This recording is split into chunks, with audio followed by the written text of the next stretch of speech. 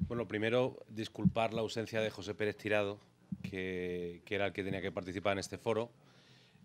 Ha tenido un problema familiar, ha tenido que suspender el viaje a Madrid y me pidió que yo participara en su nombre y en el nombre de Stop y agradecimiento a Ana para hablaros de la reforma del Código Penal del 2019. Evidentemente voy a intentar no consumir los 20 minutos porque es el único de los temas que habla más del post-accidente de lo que hemos visto hoy y no sé si es el tema más interesante.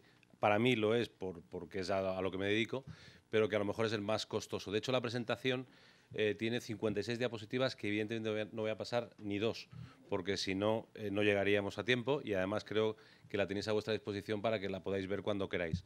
Yo voy a hacer una reflexión de lo que ha supuesto la reforma del Código Penal de marzo del 2019, pero me voy a retrotraer un poquito al año 2015. En el año 2015 se introducen en España dos grandes normas, una en negativo y otra en positivo.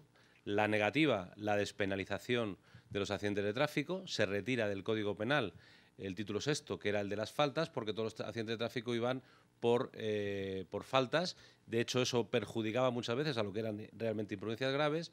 Y una positiva, que fue la introducción del sistema de valoración de daños personales, con una reforma que modificaba plenamente el cambio, la indemnización a las víctimas. Esa norma, como se publicó posteriormente a la reforma del Código Penal, también aprovechó para la modificación de la Ley de Responsabilidad Civil y ayudar a que aquello que había desaparecido para las víctimas, que era poder acceder a la justicia penal con un médico forense que valorase sus lesiones y un juicio rápido que permitiese una indemnización a corto plazo del lesionado, pues como eso desaparecía, buscar una alternativa. La alternativa era lo que le llamaban ya la oferta y la respuesta motivada, que realmente fue un absoluto fracaso y ha sido una de las causas que ha motivado la modificación en 2019 del Código Penal. En esto las compañías de seguros han tenido mucho que ver. Yo creo que las compañías de seguros forman parte de todo el gran problema de la seguridad vial, de las indemnizaciones a las víctimas, y muchas veces salen un poco protegidas, no sabemos por qué. El lobby asegurador es muy potente y en el fondo han participado mucho de la gran problemática de las víctimas, ¿no? Yo el otro día estuve en una declaración en un atropello y el abogado de una gran compañía, de la líder del mercado español, me dijo, pero si esto es un simple atropello, ¿no? Y digo, hombre, es un simple atropello que ha atropellado a dos personas en un paso de peatones, ha matado al feto que llevaba en la tripa a la señora, que iba en ese momento a dar a luz, y le ha causado lesiones graves en la cabeza al marido y a ella la ha tenido 2 meses en el hospital. ¿Te parece un simple atropello? Y dices, sí, porque en el fondo no deja de ser un atropello en un paso de peatones y esto está despenalizado. Esa es la conclusión a la que el sector asegurador ha llevado a que, como ahora son ellos los que tienen que hacer las ofertas, pues el reproche penal ha dejado de existir y han conseguido, en parte, que los juzgados piensen igual que ellos. Cuando nos hacemos la pregunta de si funciona la reforma del Código Penal, yo voy a dar dos respuestas. Para la prevención, es decir, para evitar los accidentes, evidentemente el Código Penal no va a tener ese efecto. Yo creo que salvo un plan estratégico desde tráfico se pueda poner en marcha, porque claro, que tú a un chico joven le digas ahora que si tiene la mala suerte de matar a un número relevante de personas, que no sabemos cuántas son relevantes para mí son 2 que mueren en un accidente, pero para la ley parece que está pensando más en 5, como él no tiene en mente que va a matar ni a uno, pues que le digas que si mata a 3 o 4, la pena se le va le va a aumentar en un grado, pues tampoco le va a hacer mucho efecto. Por lo tanto, la estrategia, el plan de acción que desde la normativa penal tenemos que poner en marcha para que influya en la prevención de accidentes de tráfico, desde luego no va por cambiar pequeños detalles, ¿no?, de la norma, de si consigo que haya una penalización mayor o menor con la imprudencia, si no concienciamos entre ellos a los propios jueces para que de verdad el reproche penal se ponga en marcha. La norma tuvo 3 grandes hitos. Primero, el delito de fuga. El delito de fuga ha sido un logro muy motivado por las presiones sociales que se hicieron desde asociaciones de ciclistas, de las personas que habían sido afectadas por ese accidente. Hubo una persona que dirigió de alguna forma ese plan. Salió bien, desde Stop Accidentes también presionamos para conseguir, presentando escritos en los ministerios, hablando con el Tribunal Supremo, porque ahora tenemos la suerte de que tenemos a don Vicente Magro Servet en el Tribunal Supremo y él también ayudó mucho por la forma de entenderlo, pero tenemos un delito de fuga que venía a resolver un poco la problemática del delito de omisión del deber de socorro, porque os recuerdo que el delito de omisión del deber de socorro, y aquí están autoridades que lo pueden corroborar, no es un delito de conducción, es un delito de omisión del deber de socorro, del que deja desamparada a una persona con el grave riesgo de que incremente sus lesiones o incluso fallezca, que incluso terceros no conductores podrían incurrir en el mismo delito. Pero aquel conductor que para evitar la acción de la justicia, que para evitar que llegara la policía o la Guardia Civil y le hiciera una prueba de alcohol y detectara que había consumido drogas o había bebido alcohol, se marchaba, salía de rositas. De hecho, todavía siguen saliendo de rositas si no les detienen en el plazo de 2 horas. Porque los forenses han decidido que si la prueba de alcohol te la hacen a las 3 horas, 4 horas y todavía, aunque das positivo, la curva sería descendente, como ha pasado ya tanto tiempo, ya no puedo hablar de la influencia del alcohol en la conducción. Por lo tanto, el delito contra la seguridad vial ya no lo pongo en marcha. Por lo tanto, ese delito de fuga era absolutamente necesario. Un delito de fuga que evitaba la acción de la justicia. La otra gran mejora era que los delitos contra la seguridad vial, que desgraciadamente, y lo digo así porque creo que no solo tenemos que juzgar los delitos contra la seguridad vial del alcohol y de las drogas, que la imprudencia, la violencia vial, no depende solo del alcohol. Casi diría, y muchas veces lo pienso, que el uso de drogas o el alcohol tendría que ser favorecedor al causante, porque él no quería matar a nadie, pero como iba drogado, pues lo ha matado, ¿no? ¿Es un atenuante o no es un atenuante? Sin embargo, la gente que conduce con exceso de velocidad, que no se puede demostrar, que es otro de los problemas que tenemos, pero que sí hay indicios que a la Guardia Civil o a la Policía Municipal le lleva a determinar que esa persona estaba conduciendo con una velocidad, en una conducta temeraria. Cuando llega a los tribunales, esa conducta temeraria va desapareciendo, porque como no tenemos la prueba de la velocidad, porque no había un radar que detectara a esa persona a 150 km por hora o a 200, lo evitamos. Y pongo el caso del futbolista Reyes, que todavía estamos discutiendo si iba a 110 o si iba a 210, porque hay un reconstructor que ha dicho que iba a 250 y otro a 110. Claro, eso no hace ningún beneficio, ni a las víctimas ni al propio procedimiento, porque al final lo que tenemos que determinar es una persona que ha matado a alguien, al margen de que haya ido bebido o drogado, ¿tiene que responder penalmente?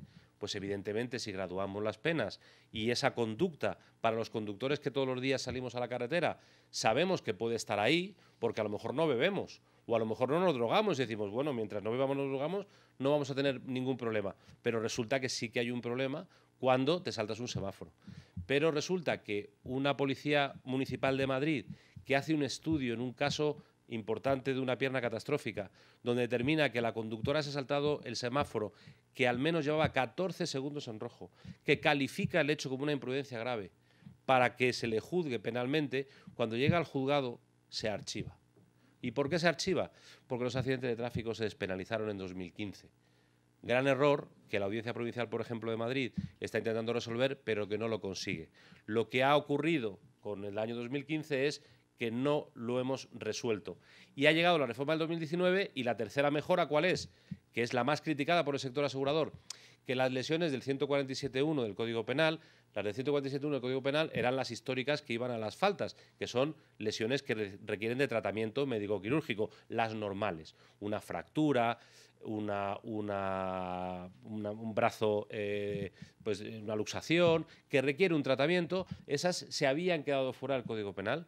Todos los accidentes de tráfico donde hubiera reproche penal, salvo la imprudencia grave, dependían de que tuvieras la mala suerte de que te amputaran una pierna, un brazo, tuvieras inutilidad de miembro, te quedaras en una silla de ruedas, ahí sí que nos íbamos a la imprudencia menos grave. Una imprudencia menos grave que os digo, es casi lo del juicio de faltas de antes, porque es una multa económica, a veces ni retirada de carné, un juicio muy sencillito que se hace en la propia instrucción. Bueno, hemos conseguido que el 147.1 entre dentro de la tipología de la imprudencia menos grave, pero hemos cometido un error, o se ha cometido un error legislativo, que hay una frase que los jueces están utilizando y es que el juez valorará la entidad de la imprudencia, por lo que le dejamos al juez o al Ministerio Fiscal que decidan si ese caso, aunque cumpla la norma penal, porque otro de los grandes méritos es que las infracciones graves del Código de Circulación ya se consideran imprudencia menos grave, pero el juez va a valorarlo. Cuando determina el juez que es una infracción del Código de Circulación, efectivamente, se ha saltado el semáforo. Pero si se lo ha saltado porque resulta que es que, como hay un semáforo de estos de permite el giro, se puso intermitente el del giro, el coche salió y dijo, pues yo ya puedo salir. Entonces salió de frente, en la Castellana, cruzando 3 carriles, y mata a una persona. Pues ese acto ya demuestra que a lo mejor no se lo saltó intencionalmente, fue por un despiste. Y como las imprudencias leves se despenalizaron en el año 2015 porque los juzgados penales no querían intervención, la consecuencia ha sido que con la reforma del 2019, de momento llevamos 6 meses, la mayor parte de los juzgados, y especialmente en Madrid, siguen considerando exactamente lo mismo. Aunque haya infracción grave, aunque hayas denunciado aunque haya infracción menos grave y aunque la hayas denunciado, porque es un requisito que tiene la víctima tiene que denunciar. Aquí no se persigue de oficio y presentes tú la denuncia.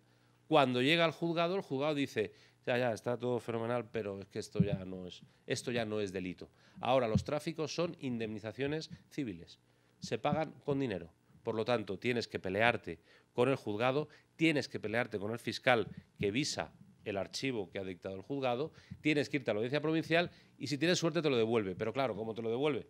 Se lo devuelve a un juzgado que no quiere tramitar ese asunto. Entonces la audiencia provincial le obliga a instruir, le obliga a hacer lo que dice la ley que tiene que hacer, que es nosotros lo que en los recursos siempre planteamos. Si no le estamos pidiendo más, le estamos pidiendo simplemente que haga lo que dice la ley, y es que instruya, que cite al conductor, que cite al perjudicado, que lo vea un médico forense y que a la vista de lo que tenemos, pues podamos determinar si hay un reproche penal, aunque sea pequeñito, que es el de las imprudencias menos graves.